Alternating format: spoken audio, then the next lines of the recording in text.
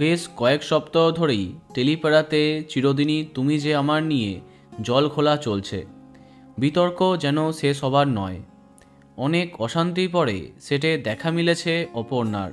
না, দিতিপ্রিয়া নয়, তার পরিবর্তে মেগার দায়িত্ব তুলে নিয়েছেন নবাগতা শিরিন পাল। ইতিমধ্যে গল্পে ফিরেছে নতুন অপর্ণা। আর্যর সঙ্গে তার আবার দেখা হয়েছে, কিন্তু এরই মাঝে আরও বড় সিদ্ধান্ত নিয়ে বসলেন সকলের পছন্দের অভিনেতা জিতু কমল। পরিষ্কারভাবে জানিয়ে দিলেন, চিরদিনই তুমি যে আমার তার শেষ ধারাবাহিক। এরপর আর কোনো দিন তিনি টেলিভিশনে অভিনয় করবেন না। শনিবার সকালে জিতু সামাজিক মাধ্যমে একটি পোস্টে জানান, খুব আনন্দের সঙ্গে জানাচ্ছি, এটাই আমার শেষ মেগা।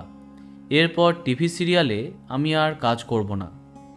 অভিনেতা আরও জানান, আমি আশা রাখব, প্রত্যেক দিন তো আমরা চ্যালেঞ্জের মুখে পড়ি। আমার ইউনিট প্রোডাকশন হাউস জি বাংলা একটা চ্যালেঞ্জ নিয়েছে, সেটা আর বিস্তারিতভাবে বললাম না। আশা রাখব আপনারা আমাদের সঙ্গে থাকবেন। আমাকে যেভাবে ভালোবাসা দিয়েছেন সেই আশীর্বাদ একটু বাড়িয়ে দেবেন। এটাই আমার শেষ মেগা। আশীর্বাদ করুন যেন পরবর্তীকালে যে কাজই করি মন দিয়ে করতে পারি। এতটুকু আশা রেখে আমাদের এই চ্যালেঞ্জকে দয়া করে জেতাবেন। সম্ভবত দিতিপ্রিয়াকে ছাড়াই গল্পকে এগিয়ে নিয়ে যাবার চ্যালেঞ্জের কথাই বারংবার বলতে চেয়েছেন অভিনেতা।